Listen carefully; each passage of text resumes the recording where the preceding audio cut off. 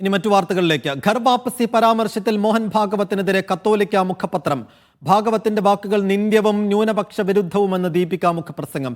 രാമക്ഷേത്ര പ്രതിഷ്ഠ യഥാർത്ഥ സ്വാതന്ത്ര്യമായി വിശേഷിപ്പിച്ചത് പ്രതിഷേധാർഹം. ഘർ വാപസിയാണ് നിർബന്ധിത മതപരിവർത്തനം. സ്വാതന്ത്ര്യ സമരത്തിൽ പങ്കെടുക്കാത്തതിന്റെ അപകർഷതയാണ് RSSനെന്നും ദീപിക മുഖപ്രസംഗം. MK ഷുക്കൂർ, എന്താണ് മുഖപ്രസംഗത്തിന്റെ ഉള്ളടക്കം?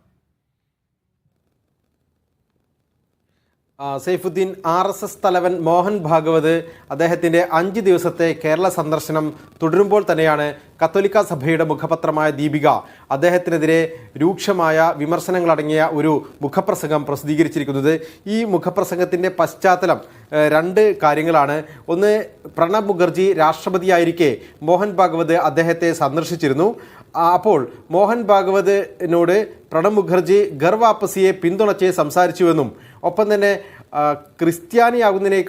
ക്രിസ്ത്യാനിയാകുക എന്നത് രാജ്യദ്രോഹിയാകുന്നതിന് തുല്യമാണ് എന്ന് പറഞ്ഞുവെന്നുമാണ് മോഹൻ ഭാഗവത് ഒരു പ്രസംഗത്തിൽ നടത്തിയ പരാമർശം. ഇതാണ് കത്തോലിക്ക സഭയെ വലിയ തോതിൽ പ്രകോപിപ്പിച്ചിരിക്കുന്നത്.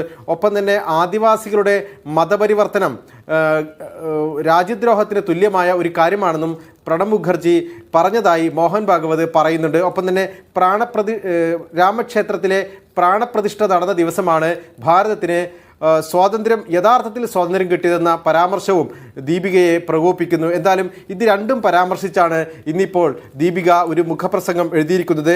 ആ ദിവസം തന്നെ മോഹൻ ഭാഗവത് കേരളത്തിലാണ് എന്ന ഒരു പ്രത്യേകത കൂടിയുണ്ട്. RSS തലവൻ്റെ വാക്കുകൾ നിന്ദ്യവും ന്യൂനപക്ഷ വിരുദ്ധവുമാണെന്ന് ഈ മുഖപ്രസംഗത്തിൽ പറയുന്നു. ആദിവാസികളെയും ക്രൈസ്തവരെയും അവഹേളിക്കുന്നതാണ് മോഹൻ ഭാഗവതിൻ്റെ വാക്കുകൾ.